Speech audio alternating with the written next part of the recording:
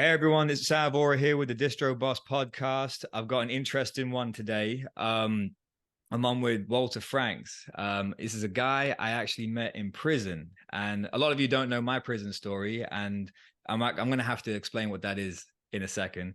But this is a business channel, right? So we're talking about the come up. We're like looking at other people's come ups. We're figuring out how we're going to do it ourselves, how we're going to make money in business. What I'm currently doing, what Franks is currently doing.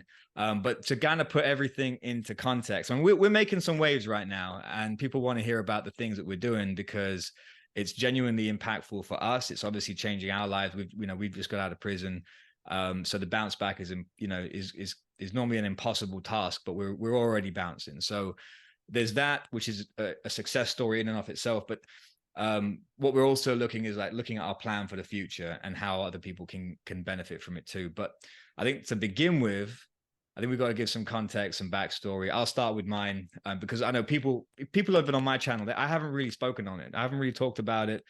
No one really knows what my deal is. I mean, unless they've just gone on, if they've Googled me and whatever. But when it comes to these sorts of things online, you gotta listen, you gotta hear it from the horse's mouth. You gotta learn how to read between the lines, because they're gonna say a lot of things out there. They're gonna paint you a certain type of way, but that's not always the way it actually is. Not to say that I'm not guilty for the things that I did. I'm not shying away from what that is. I've paid my dues.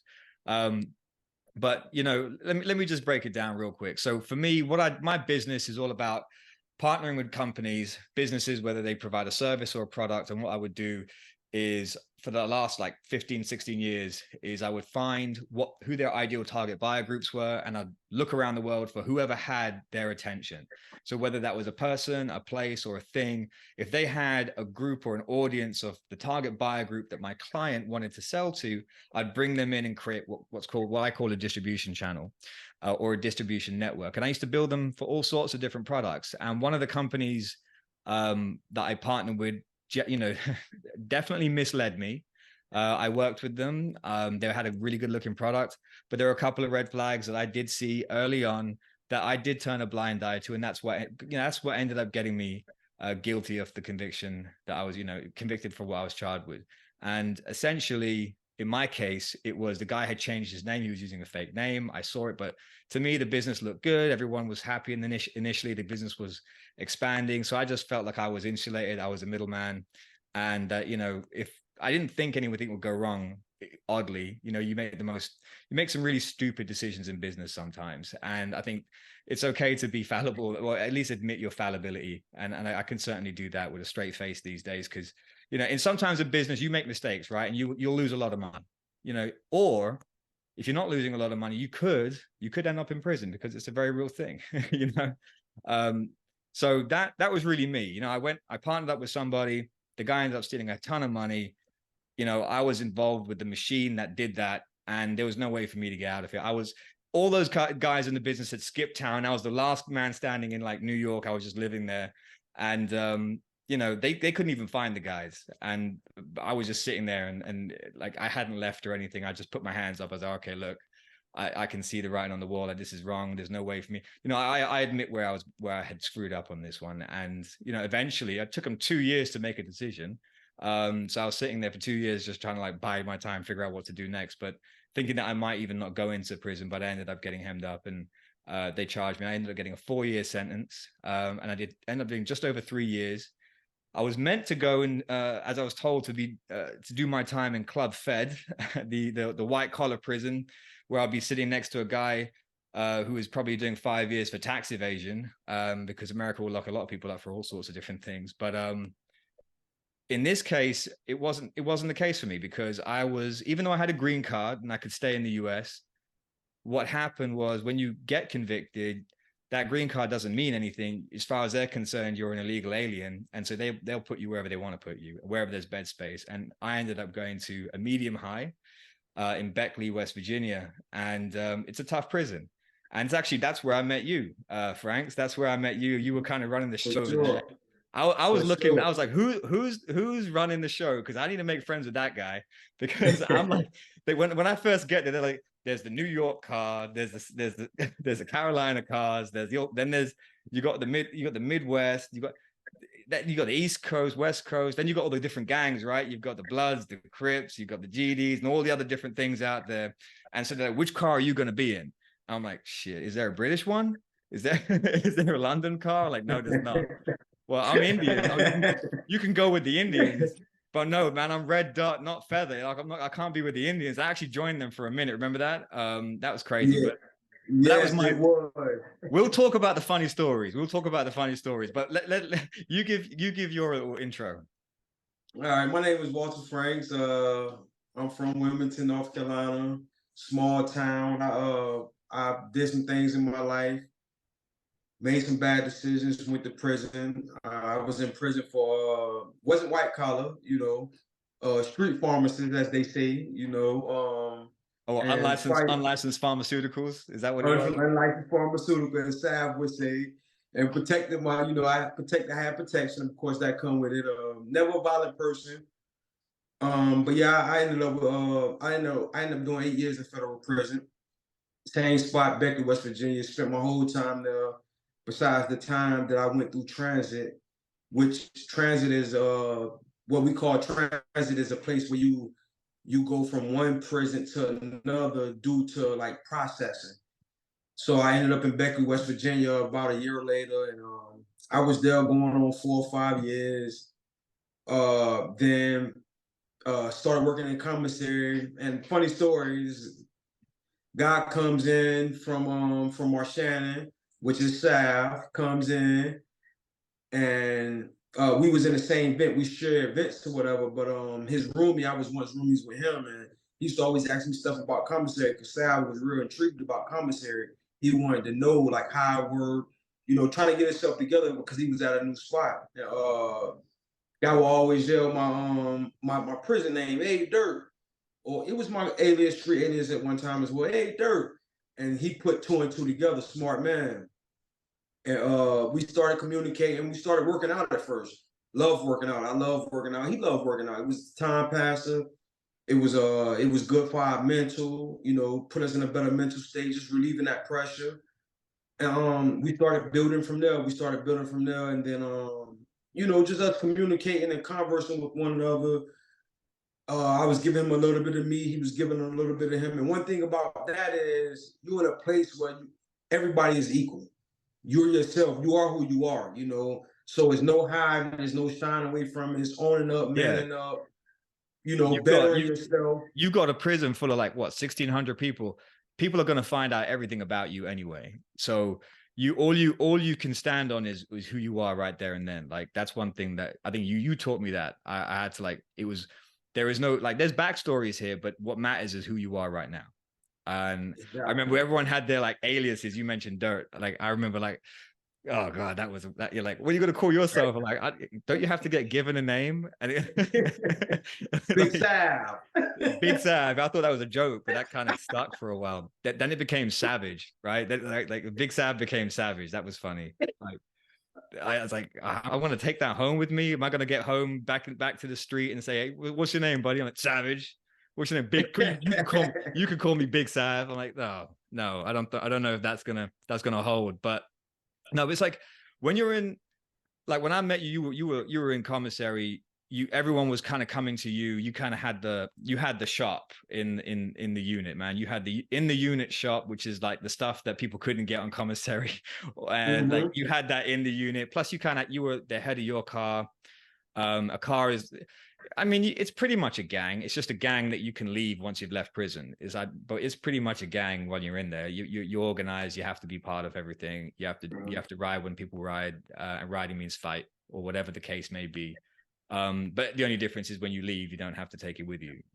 No, you don't have to rep it when you leave. But you need the protection in there. You can't really be by yourself. And one of the things I had to do when I got to prison, especially that kind of prison, because I started off, like you said, in Moshannon. Moshannon was like the low prison in terms of like this like the severity level of prisons. Like you had the camps, then you have the lows, then you have the mediums, then you have the medium highs, then you have then you have the maxes, which are the penitentiaries. And then you have like the supermax or something, like, which is like the ADX, the underground spots.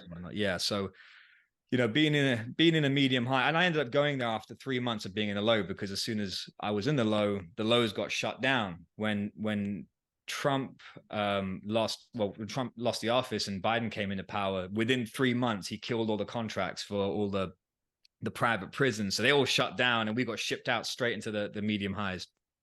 So everyone that was in these lows got dispersed, especially all the non-citizens, the aliens, just got moved around into some places that they really weren't meant to be. And so I was like, I was like green as hell, just like not knowing what to do, what kind of how to act. I mean, it was the weirdest thing, because when I was talking to you in those vents, because here's the thing, it was 2 years from when the thing that I was guilty of happened 2 years before I went to prison. It's a very long process. I got to the point where I didn't think that I was going to go to prison at one point, but I had so much time in between that I was YouTubing. I was going on YouTube looking at like what like prison etiquette is from all these ex-cons that had come out, and they're saying, this is what you do when you brush your teeth, you got to spit in the toilet. And then when this is how you make a prison burrito. You get the burrito and you get the instant noodles. And I was like talking about, I had learned all this stuff prior to coming in, thinking it's crazy. But when I was there, that was it. Those were the rules. It was crazy. Yeah. And then I know that when I was in that cell next to you, my cellie at the time, he was shouting through I would tell him something like that. He goes, "Are you kidding me?" And then he'd call through the vent, "Hey, Dirk, do you know what this guy just said?" And it was just like, they got this stuff on YouTube. So I think he'd been there for like 15 years or something. It's crazy. The time, the length of time people were doing in that prison. I had a very short-term sentence. I had 4-year term, and I'm with a cellie there who's got 30 years. The guy next to us got two natural life sentences. Like, he ain't leaving. But the crazy thing is, everybody in prison that I met was hopeful of like what they would do when they get out. And I think that's where you and me connected on business, because if you go into, and this is the crazy thing, if you go into any cell almost in any BOP, and anyone from the BOP can like come and tell me if I'm wrong, like write in the comments or something, like there is a Rich Dad Poor Dad book, that blue book with the yellow writing. You know the one I'm talking, the purple book with the yellow writing. The one I had. The one you had. That one, and the 48 Laws of Powers or something, and the 50th Law of Power. There's like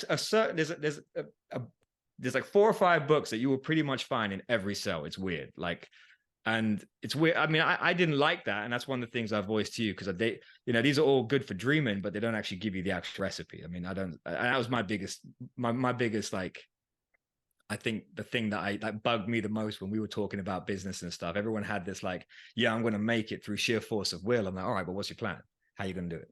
And then I think that's where you and me connected, because it was like, oh yeah, kind of need a plan. Like, how do you get that first million? Okay, so you're going to buy and sell houses. So you're going to flip them. Okay, so where's the money going to come from? What are you going to sell, dude? How are you going to get the money? Is Walmart going to pay you the money to do that?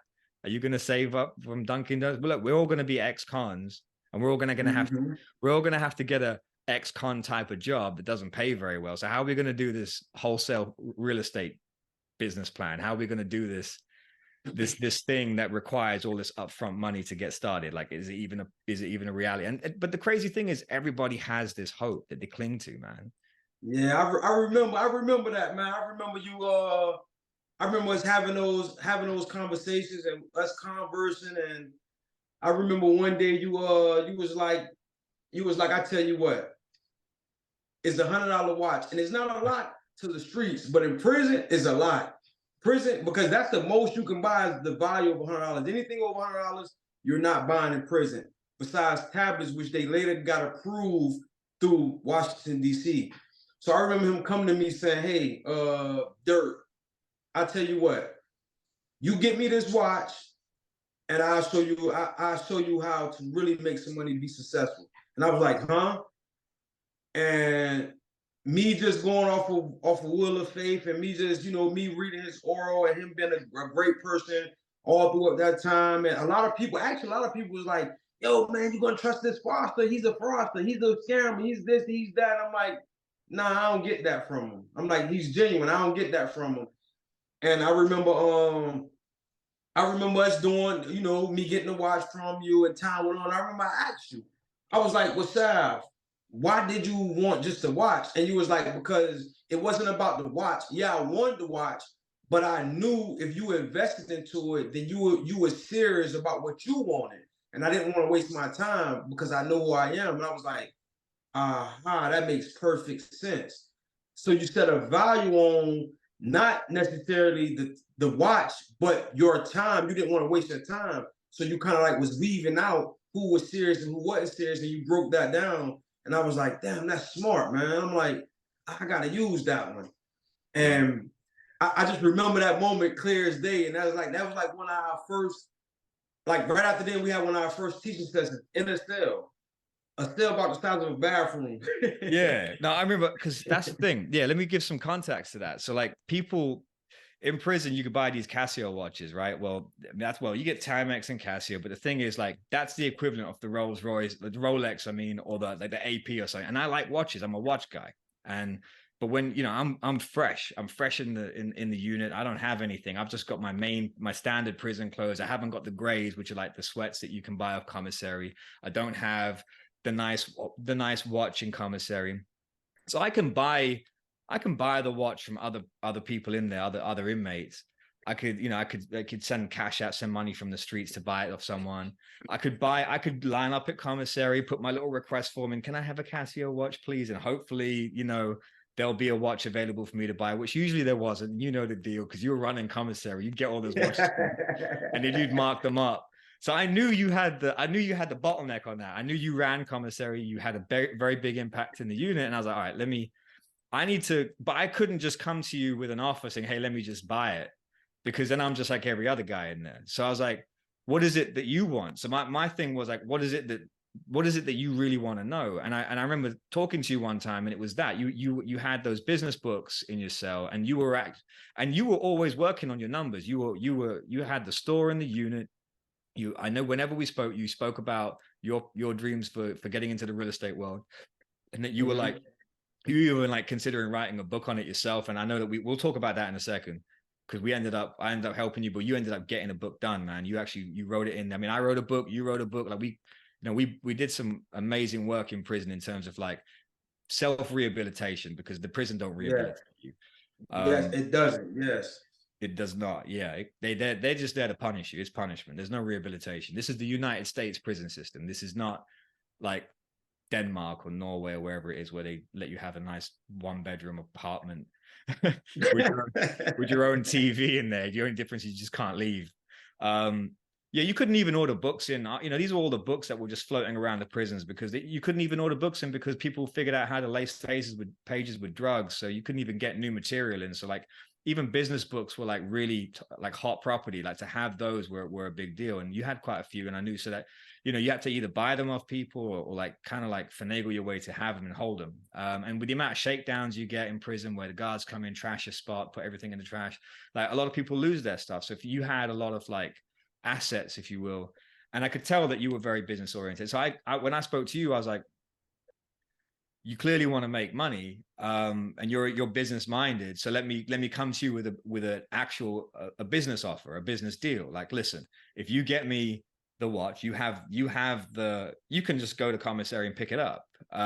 You can make sure that I get it, whatever the case. I could buy it. There's how to get me the watch. So that's what I need. I know you're the man for that. So I think I said to you, you're in real estate.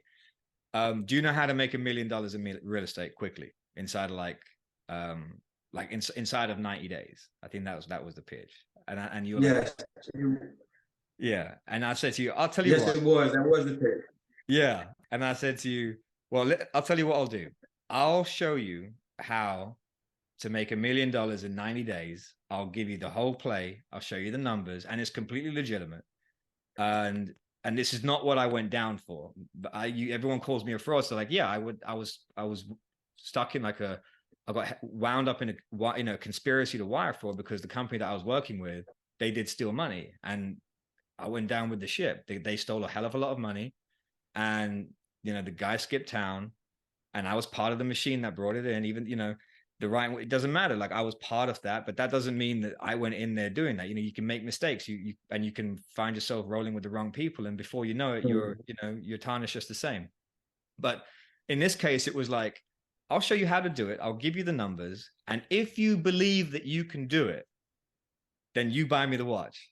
And if you don't believe that it's real, then that's it. Don't buy me the watch. That's exactly how it was. That's exactly how it went too. It's a pile of bullshit, Sav. Get away from me. And that would have been it. Then I wouldn't have got the watch from you. But I gave you the plan, and then lo and behold, you got me the watch. And that's crazy. That's how we ended up starting. And after that, we just kept on talking business, and we started talking, like sharing these concepts and frameworks for how to like get started with everybody else. And I wasn't really a teacher, but I think I kind of became a teacher almost over there, just because I had information that other people didn't have, you know.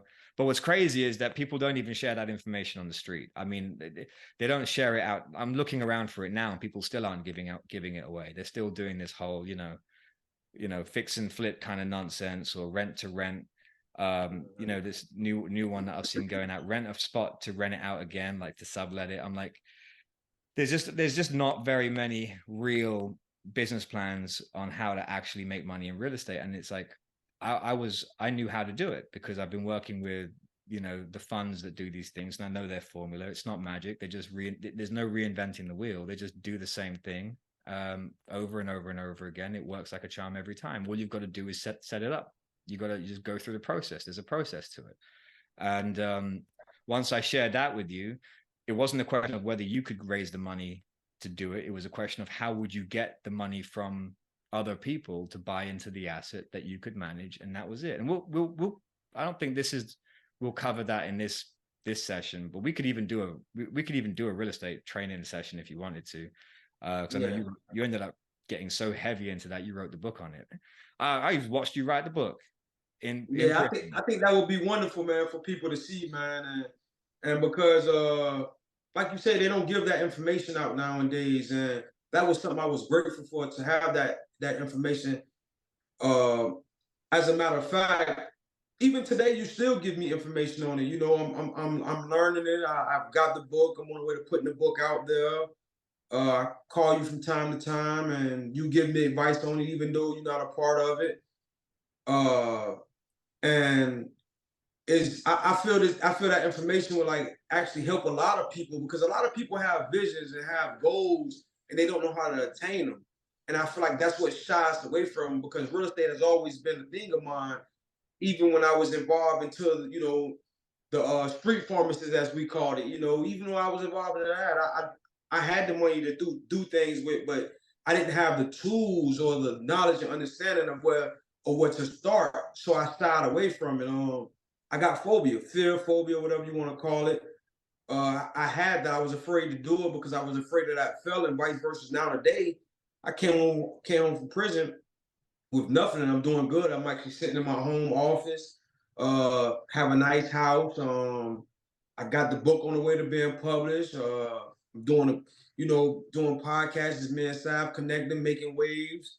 We are reaching out to people international, not just in America, all over the world. We want to impact lives, and it is a way for us to give back, and share our journey with people, and invite people onto our journey, and just watch the world, because it takes a people, it takes a nation. Don't just no matter what, one person can't do it. It takes a group of us to change lives and impact the future, which are our kids and so forth. So I think later on we should get into doing another podcast. It's about real estate, just giving that jewel away, because it'll help people. For sure, the people that want it will grasp it and go get it, and the people that don't, they just won't. Their time ain't right. That's it. It's just a recipe, man. Like you can. Like I don't get involved with the real estate world myself, because I signed a thing that says I will never do it again. So I never do it. But I mean, it's a simple recipe that I taught you. You can teach other people, and it's just a lot of it's one of those things that you can tell everybody like how to do something. It's crazy. You can tell 100 people how to do it, and like 99 of them will not do it, even though they have the exact recipe. This is how to make Coca-Cola. This is exactly the ingredients to make the Colonel's chicken. Like, this is how you make, this is the secret sauce, right? You could tell somebody it, and like 100 people, and then only one person will probably actually go ahead and actually create it. It's weird how that works. It's like once people have, once people have the answer, it's almost like they just become lazy, then they just won't do it. It's I think so. If we were to like just share it, I've got no problem with it because I don't think they're going to take it off your plate. I think there's enough real estate out there for people to get into. But yeah, man, that's your thing right now. You're getting involved with the real estate. That's it, man. Yeah. I Yeah, I remember when you gave me them recipes, man. You actually created a book for me, a little book, my personal book that had nothing to do with the book I wrote or you wrote. You took the time and you actually learned me. You actually taught me what needed to be taught. You just did. You fine toothed it with a small comb. You made sure that I got it, and that was one of the things that I took your like you said, you never was a teacher, but to me you're a wonderful teacher because it was so easy for me to pick up. It wasn't hard, and even when you used to come back and not really quiz me, but ask me like what I got out of it, and you was amazed at how you were giving. I'm like, yeah, man, I'm really understanding this, man. I think that this will impact people, man, and that's how we got to where we at today. Like you said earlier, the ideals that we shared, and that's what connected us, and that's what allowed us to grow and just be that person as one and build things. You know what I mean, mentally, because we couldn't do nothing else. You know what I mean, but we built them mentally, and we standing on them today. We standing on them today. Everything that we built mentally inside, we're actually doing today.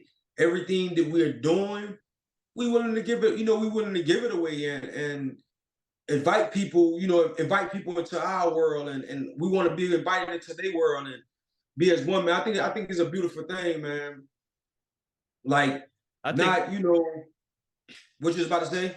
yeah, I was just saying I wanted to talk that quick point. Like we did put the time in with that kind of stuff because, and I think this is really, I wanted to just spend a minute talking about this because in prison, like you don't have that many options for things to do. Like you're in the cell, you're trying to keep things cool with your cellie, and then if you're not doing that, you're doing your day job because you're trying to stay busy, or you're not, and you're killing time in the unit or in the yard. You're working out, but the thing is, trouble will find you, and Mm-hmm. It's not that like you're putting yourself in a position where you're going to be in trouble. It's like if you're in a car, like someone is going to do something stupid on your car side, on your team side, or the other team side. Like something is Yeah. going to happen regardless. Like the day is not going to go as you planned. And I think Never does. it never does. Like you could have 100 things planned for that week or that month, thinking, "Oh, I've got so and so's birthday. I'm going to write a card to that person, letter to that person. I'm going to send this email out there. I'm gonna work out every day this week. I'm gonna try and not eat all the crap that they feed me. I'm gonna spend more time making like healthier food for myself with like the mackerels that you can buy and stuff like that." And then suddenly, bang, you're locked down for 3 weeks. You're not doing nothing. You're in the cell, and that's it. You're getting fed through whatever they're feeding you through the door. They turn the hot water off. Now you got cold, or they turn the water off completely. Say it's a plumbing problem, which always conveniently happens when you're locked down. Like, like now you can't flush the toilets for 3 days. Like, it's like, man, I remember that. yeah. I was like, oh, yeah, always convenient, right? When we're locked down, you have these problems, like you want to punish us some more, like it's crazy. Like, and to then stay focused. I mean, that's what you end up doing. Like, it's the mental strength. Like, you have to have some mental strength. A lot of people, I see a lot of like YouTubers now, like talking about, and these are guys that have come out of prison, and they're talking about like mental toughness and the kind of like willpower that you need. And I know that I've seen it firsthand. I mean, I felt like it was a long time. I was in for just over 3 years. You were there way longer. Like you and I felt like I was in there long enough to see it. I felt like I've seen it. I think once you go past a year, man, you're in. Like You win. once you go past a year and you still have 2 to go, or at least in your mind 4 to go. I didn't realize I was going to get out a little bit earlier, but like one Christmas and New Year's goes past, one set of birthdays, and then you're like, oh, I've got to do this 3 or 4 or 5 more times. You're like, okay, yeah, I'm in prison. This isn't ending yet. And then and this is the thing, like everyone's trying to come up with an idea. It's the people who are trying to, unless they're like just doped out of their head, or just, you know, staying like they're in that straight prison mentality where they're completely institutionalized and they just want to fight all the time, and because that's their thing. They fight, go into the shoe, come back to the unit, live a little bit, get their money up, get their drugs on, get into debt. Okay, now I need a break. Go fight. Get into the go back to the hole. Maybe switch prisons. They're just living in prison. That's it. That's life. Plenty of that. There's plenty of that, and they're the ones who get us locked down half the time. But like, everybody else is usually trying to plan their future. But the crazy thing is, everybody's just guessing. Like, no one knows what to do, really. You're just going by the information you had in the past and what tiny little bits of information you can gather in prison just from speaking to people. Because, you know, it's like that. You know when people come up with, like, when they talk about, oh, I want to come up with a business idea. Well, I want to make a new business. Okay, what you gonna pick? Oh, I'm gonna do this. Okay, what makes you different? It's gonna be this. Well, really, how unique is that? Like, really, what's the niche? Like, what's your thing? What's the special? And, you know, people get tied up there. And even if they have a way to answer, you notice a lot of people still don't actually go ahead and actually build a business because they don't really know if the business is gonna work. And that's because they're guessing. But they're doing that in the world, right? But we're in prison, and it's even more so because you can't Google anything, you can't research anything, you can't really speak to anybody who might be an expert in anything, because you're only speaking to the people in prison around you, and the COs don't know nothing. You can't talk to them anyway. So it's like, how do you really prepare for the future? You know, there's a lot of guys that I've met, man. They don't even, you know, they have an idea, but they don't really know how to go about building it. And I feel like that's like one of the things I started to teach. Remember the 4 steps that I figured out, because I was trying to figure out how to teach that to people in prison. Like, how are you going to figure out what to sell, what your business is going to be? And those 4 steps, I mean, again, this is not meant to be a teaching podcast, but they were the pick your market. And then to find out what to sell, you don't pick your niche. You don't pick the niche, but you pick the market. And then you find the audience groups in that market. You build or you buy into them. So you either build it yourself, like, you know, whether you're an influencer or you're going to do traditional sales and build your leads up, or you buy into someone else's audience that already have access to an audience within that market. So let's say it's like bodybuilding, for instance. You'd find all the different, like, bodybuilders out there. You'd find all the people, you know, you have like the strength training people out there. You'd have the ones like the beach body type, fitness model type, physiques training out there, and all the different sort of equipment manufacturers that sell to that group, or the clothing and the apparel companies and whatever. And then those are all the niches that exist in like the bodybuilding world, right? And so they all have your target audience groups, essentially, because that's your interest. You're in the world of fitness, but what's your niche going to be? What's the thing that you're going to do that's going to make you successful? So the easy way to do it is to collaborate with a whole bunch of them who have access to that market. So that's your first step and your second step. And the third step is to ask them what they want, right? So you got to do that elegantly. You got to ask them what they want, through some carefully put together surveys, basically. Because the oldest thing, it's what all the companies any business book in the world will tell you that. They just tell you in such a boring way. But you want to survey people and ask them what they want. And then once they come back with all the answers, you can very easily see what it is that people actually are looking for the most, because most people will come back with answers to these surveys, or, you know, what I call answer clusters. And they'll say, you have a very clear indication, like, out of 1,000 people, 600 people asked for this in various different ways. So that's like one group of questions that ask the same thing. And so it's like, okay, so now we know what to sell. So now you have your niche, and you also you know what to sell, and better still, you know who to sell it to. And if you can't build the thing that they want, you also have just made connections and collaborations with the people, the companies that you initially spoke to, who can actually create a product for them.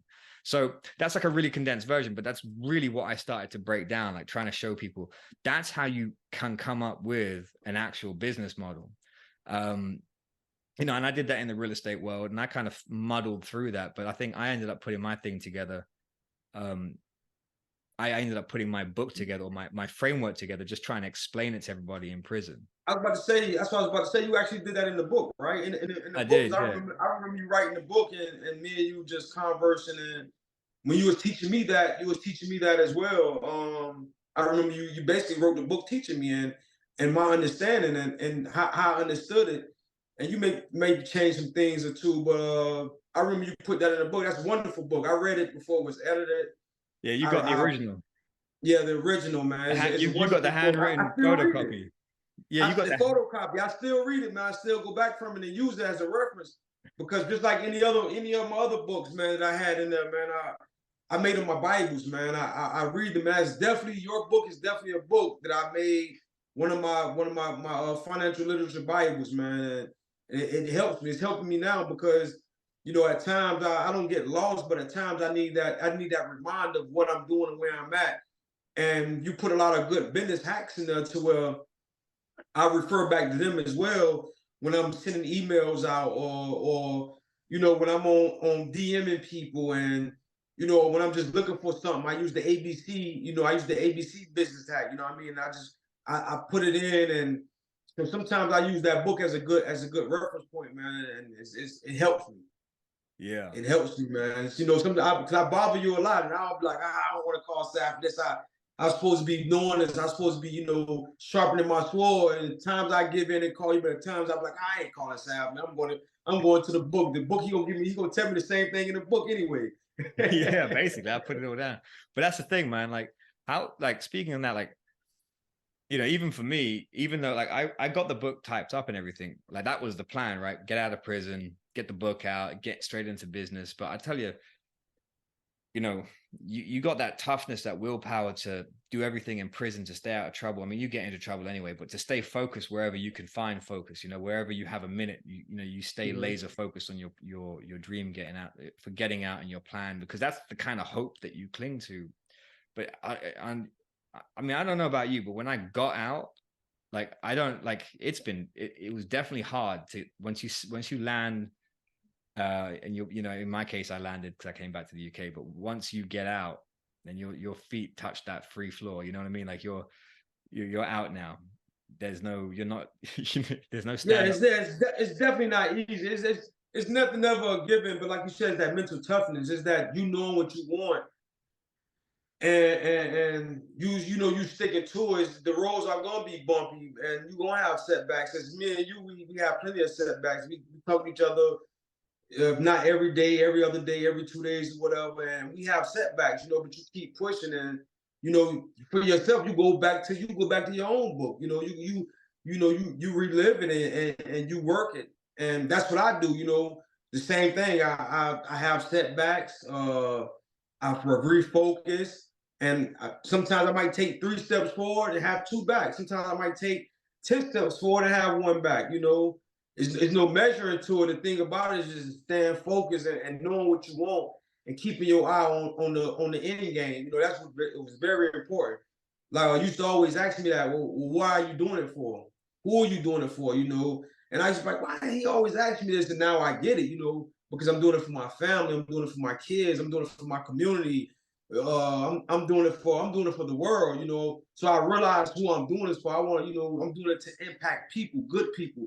I want to see people live. I want to see happy people. You know what I mean? So that was one of the things that used to always ask, and it stuck with me, was why you doing it, and that's what keep me striving today, because it is hard. It's not easy. Nothing is given. Nothing is given. Whatever the work you put in it, the reward is always the risk to reward. The work you put in, that's the reward you're gonna get. If you don't put nothing, you're gonna get nothing. If you put a lot, trust me, stick to it, you're gonna receive a lot. And Yeah. that's one of the things I took from it. Yeah, that's real, man. It's like, I tell you what, when I got out, I was like, do you remember that I called you? I was like, dude, there's this AI thing, man. My whole software plan, that software that I was gonna build, that it's dead. Yeah, AI killed it. AI can do everything that I was planning on doing, and that I was gonna put a price tag on. It's over with. It's over with. Yes. And I was depressed. I was like, this is done. And I've gone through like my own little like challenges, I guess, with like staying the course, staying on top of things. I said I was going to build this podcast. This is early days, and that we were going to build this kind of thing, which is to explore the come up, like our come up, to document our own journey, which is important, but also like to share other people's come ups. And it's not always like the people who have like made like the 100 millions. I'm not trying to really speak to those guys. You know, it'd be cool definitely to speak to them for sure, but I think there's a lot of other people out there. That's just more of a vanity thing for me. I'd like to speak to someone like that, but a lot of people on the internet have spoken to people like that, and they're widely sort of televised and they're shown around. But I want to Yeah. I want to speak to like the businesses that have got past like the round 3 of the fight. You know what I mean? Like it's like still early, you know, like but they're not out the fight yet. You know, they've got another 12 in them, where they've got another 6-7 rounds. You know that they've got past the point where they had an idea, they've turned that idea into a business. It's now making enough money for them to have quit their job and not worry about a day job. This is now their thing. This is how people identify them. And then they've maybe even gotten to the point where they've got staff now, they've got office space, they've got facility, or they've got infrastructure, whatever it is. And they're on the trajectory to 1 million, 10 million, 100 million or more. They're on that trajectory, but they're not there yet. So those are the people I want to speak to, because they will tell you the real. Like a few conversations I've had so far about that kind of journey, they're like, listen, I mean, one guy I was speaking to last week, he was like, yeah, you know, all those those like Instagram posts about CEOs going on yachts and living the fancy life. Like, he goes, I haven't seen it. I haven't seen it.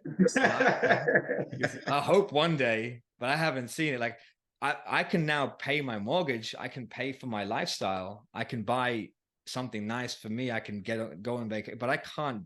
I'm nowhere near that. And the way my business is constantly ebbing and flowing with the changes, with AI, with everything, he goes, I don't know if I'm ever going to see it. I just know that I've got to keep on doing what I do. And that's real. That's real, because that's where most people are. That's where most businesses are. And if you're going to learn from somebody, learn from people that are in the mud with you, that can say, listen, I just got around that corner and here's the obstacle I had today.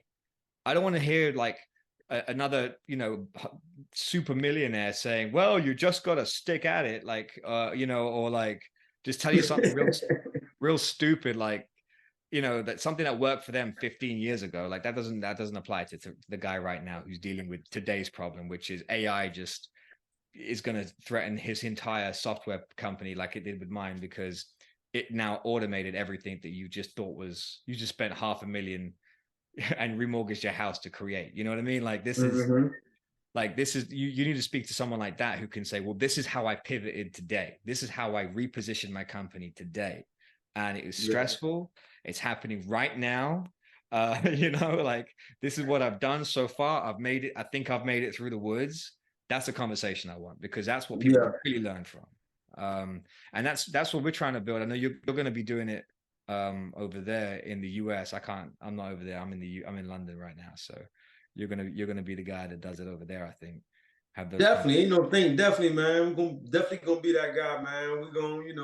We're gonna make it work, and contact people and keep hammering. Keep hammering, and like it's not an easy journey. The most important thing is sticking to it. And I remember a conversation we just had the other day. About some of the things you bounce back. You know what I mean? It's not really a bounce back. It's just you made progress in converse with people in meetings, and just dealing with people, and just getting on the same course. You know what I'm saying? And that was a beautiful thing. It actually gave me motivation. Like you said, you want to hear from people that's in the mud with you, and that's why I always call you. You know what I mean? And I rely on our phone calls, man, because that's what keep me grounded. And I feel like people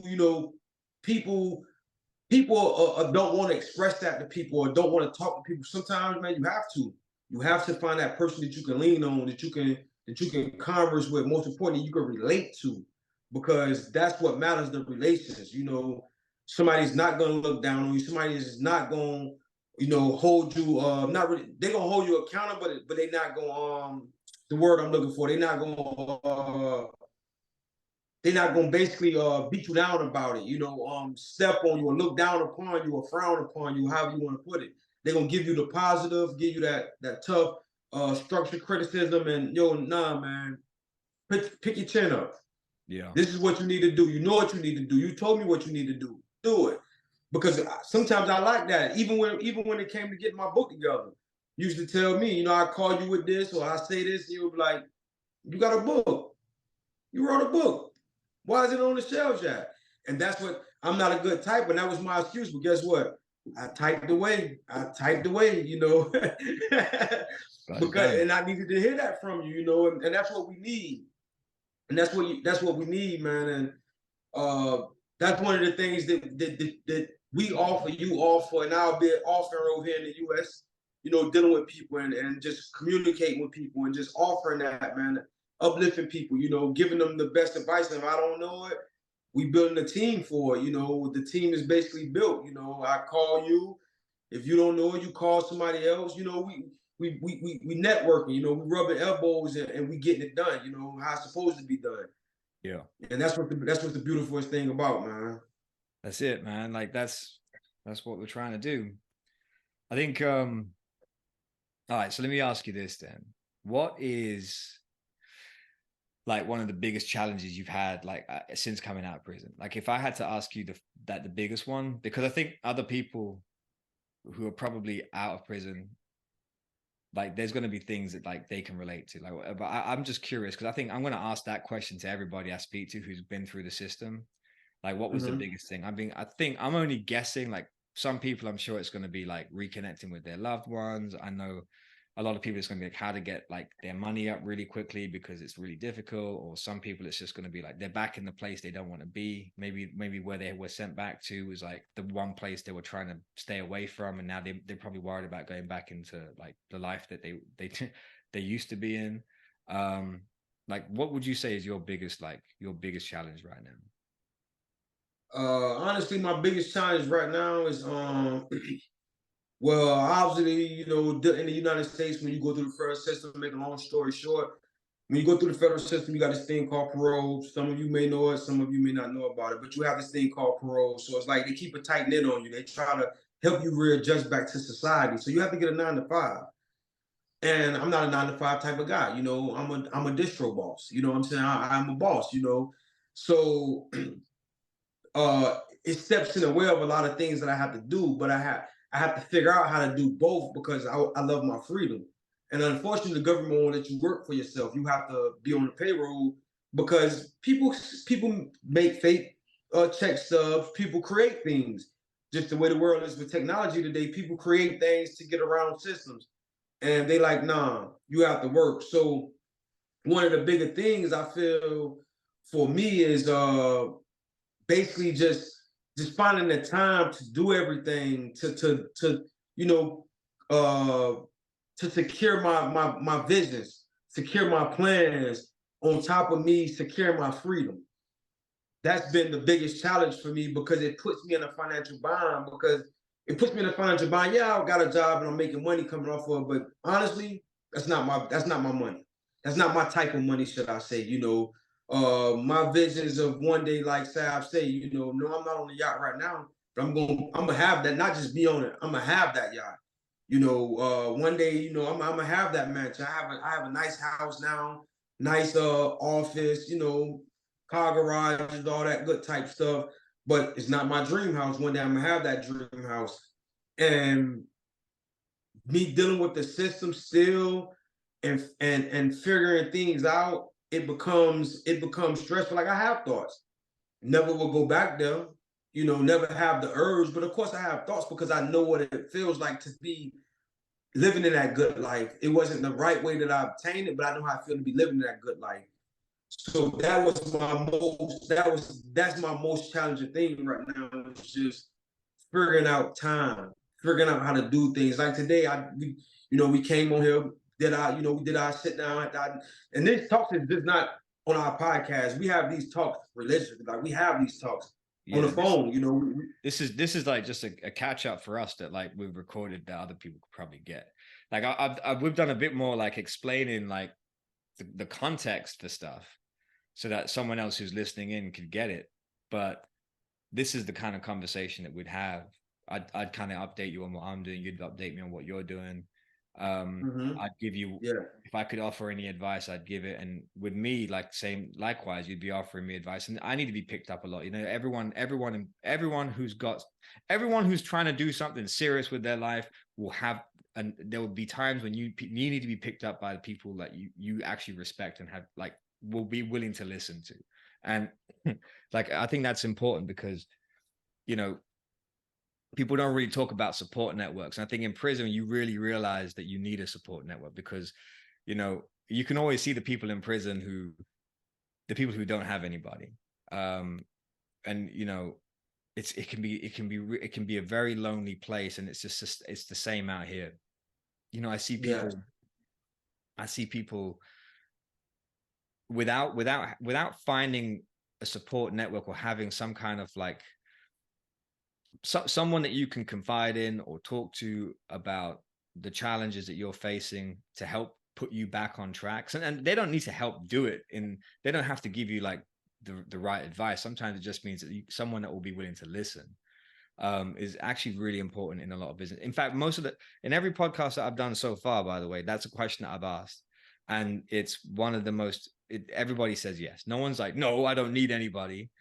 I just need me, myself, and I. Fuck you. Like, no, every single person has said, no, I needed the support from my wife, my spouse, my partner, my family, my kids. I needed my Yes. kids to give me permission to keep going because, you know, like sometimes you need to be just put back on course sometimes. And it's not someone telling you what to do. It's someone even just giving you permission to like, yes, you can do it. And we believe in you, you know, like, Mm-hmm. and that's like, that sometimes is the only thing you need to hear. Yeah, man, like it's been tough. And if you're trying to balance like I didn't have to go through what you're going with the parole thing because once they deported me to the UK, you know, that was it. Like I didn't have to, what they're going to do, like hey, can you send a video of you pissing in a cup? Like I don't have to do that. There's no me reporting to the PO. That's over with. I don't need to ever be doing that. But so in one sense, it's like, okay, I'm completely free. What do I do now? You know, how do I then like I need to be a self-starter. I need to like do everything I was saying I was gonna do. Whereas Yeah. so that my only problem is my motivation and like where my mind's going, like who am I trying to meet? Well, who's taking my attention away from what I'm trying to do? And I think with you, Yeah. you're trying to balance your time. I mean, I don't even think balance is the right word for what you're doing.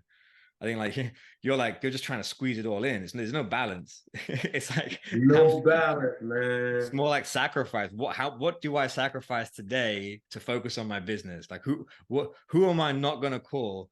Who am I gonna piss off? How like is my spouse gonna be happy with me? Because I'm back when I get back from work, I'm gonna disappear for another 4 hours just building my business. Like what am I sacrificing today and what am I gonna have to try and make up for tomorrow? Like it's kind of like that's the game you're playing.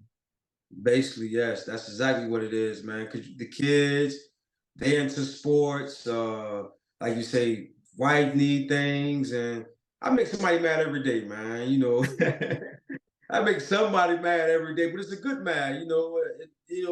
They come back later on, they see it, but basically that's what it is, though. It's like you say, it's not a balance. It's just trying to squeeze everything in with the not even 24 because I'm sleeping 8 of them.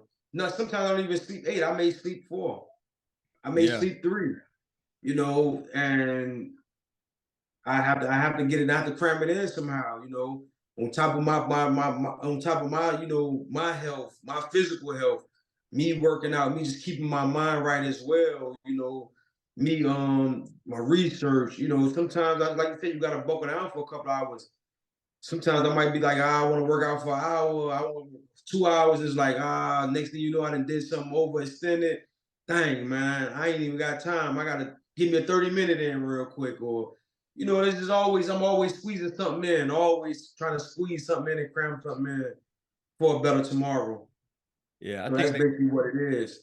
yeah, I always talk about like having your North Star, like having your anchor or something. Like as long as you know what you're trying to do, as long as you focus on as long as you know what direction you're going, you keep focusing on trying to get there, just keep pushing towards that goal.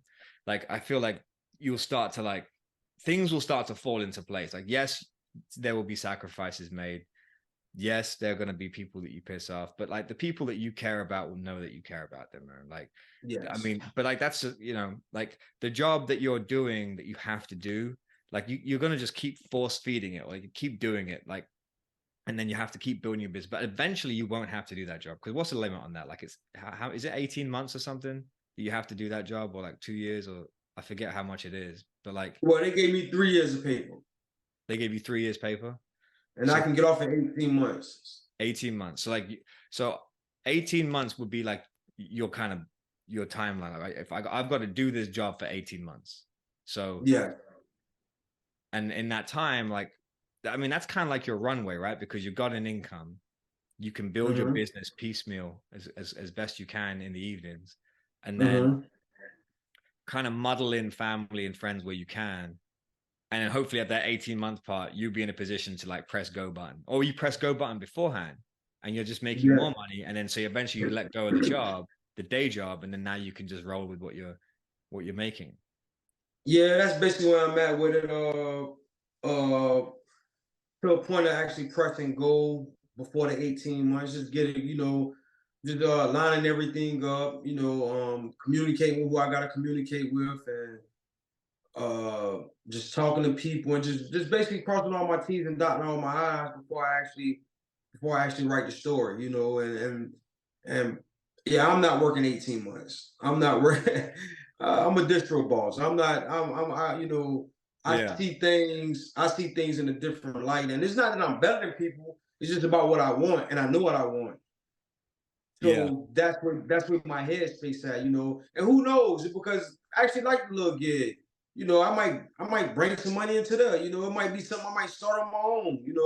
Start doing. You know what I'm saying? But I'm I'm definitely not looking to be actually working for, like, I want to get us a break and focus on me, because you have to focus on what you want. You have to just stop. Sometimes you have to just stop everything, like you say, make people mad, and just focus on what you want to do, where you headed, where you trying to go, and give that. And it's hard to do because you sometimes you make the wrong people mad.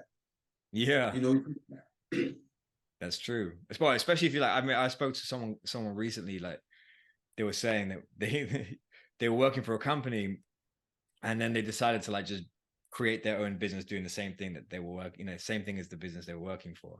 So they ended up becoming a direct competitor, and they were mad as hell because you've got like the company, the old boss was like screaming bloody murder, and it was like they were trying to get like legal undertakings, like take legal action to stop the guy from doing it, because ultimately the only people that are the same people that they know. You basically stealing their Mhm. clients, and it's like all their vendors, contracts, contacts, and everything. Like it's definitely like a dangerous place to go if you're well, not dangerous, but like it's definitely you're going to be stepping on toes. But you're within your rights unless you like sign a non-compete or something, or some kind of Yeah. contract that says you can't do it.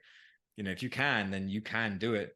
I mean, all you're doing then is you're leveraging experience. You're leveraging the expertise that you've now spent 18 months acquiring, right? And then Yeah. you're wrapping a business around it. And so that's the world we live in. We live in a commercial world. If Uh, if I was to honestly, if I was to open, like, hypothetically, if I was to open up a business in the same field I'm working in, I wouldn't need nothing from them, because I know how to pick a market. I know how to build my target audience. I know how to ask them what they want, and I know how to create that product to sell to them. So I wouldn't need nothing from them but the skill that I learned. That's it. Other than that, I wouldn't need nothing else from them, because I know how to go out and get my own people. I know how to bring in my own money. Everything, it wouldn't be nothing. like things like that. Now with the tools that I know and the tools that I have, uh, it's the time. I have the tools. Is the time to actually get things going. The everyday life, the everyday bills. Every day, have to deal with your kids, figuring out who they are, what they want to become, and putting that time into them, as well as trying to put that time, because you don't want to sell nobody short. yeah, So and that's what I'm going. That's what I'm going through now today. Like, it's not that. That's where I fall in at. You know what I mean? And That's why huh? How long would you, that's a lot of pressure. I know we've come up over an hour, but like, I guess this would be a good place to stop, that we could we can continue this conversation another time. But check this out. One of the questions I have is, that's a lot of pressure. Like, how long would you be able to take that pressure? Like, do you think that you'll ever fall back into like doing the wrong thing? Like, will you just keep holding No. this pressure? Like, you're gonna I make it? will no, I will keep holding the pressure and releasing the vow. And I Okay, release the vow by applying myself and seeing the results. that's nice. That's good. I like that. That should be like a slogan in the book or something. Like, that's how you release. And when you release it, That's how I would do it. The yeah, streets, going back to that life, is off the table. I yeah. have enough tools. It just come like you say with pressure. And that's how I would do it. All right, man. That's brilliant. That's how I would do it. That's brilliant, man. All right, till next time.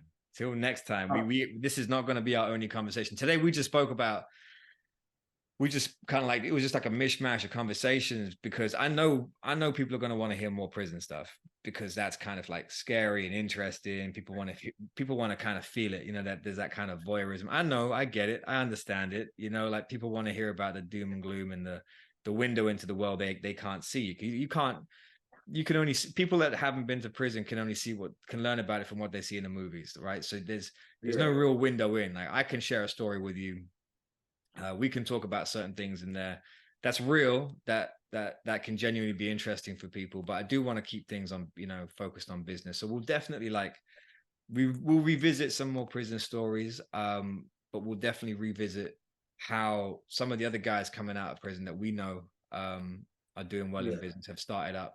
We're going to share their stories, and we're going to keep sharing what we're doing. I know you've just started, um, you've got your book done, you're just starting with your real estate the process now. See, the next we could do is we could talk about the actual real estate program itself. yeah. If you want, if you're willing to share it, I'll let you Yes, be I'm the willing. decider on I'm that. willing. And then there's like, you know, and then there's I think there's that, and then there's also, I'll certainly share what I'm doing with my software, which, by the way, even though I did feel like it was over with, I could never want to, like, as soon as I came out and I saw that there was AI, and I figured that that's done. I've actually figured out a way now to rebuild that software, slightly different purpose, but it's going to be exactly what it needs to be doing. So I'll share what that is the next time too. So yeah, I think there's bigger conversations that we can have, and as we have these conversations, we're going to be talking about them at milestones that we hit too. So I guess watch this space, because there's a lot to like learn, and there's a lot that we can give in terms of sharing experiences and like recipes, actual plans to do what it is that we're doing as well. And you can see us kind of on our own trajectory going forward too. So till next time. Till next time.